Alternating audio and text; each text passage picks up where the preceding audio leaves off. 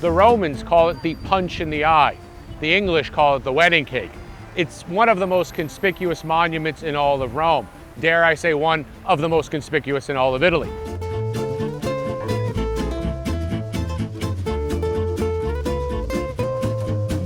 But few people know what it is. It is the monument to the first king of Italy, Victor Emmanuel II. It's also called the altar to the fatherland, the Altare della Patria, also known as the Vittoriano. In essence, it's a late 19th century monument dedicated to a recently unified country of Italy.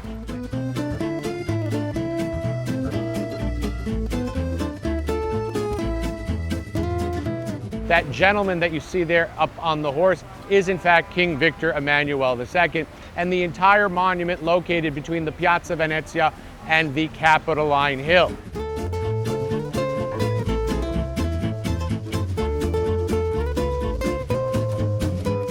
So if you're in Rome, I don't think I have to remind you to stop by this thing, because how could you miss it? And remember to like this video and to subscribe to my YouTube channel, Rocky's Italy, so that you don't miss out on any of this great content that we're filming here in Italy and publishing weekly.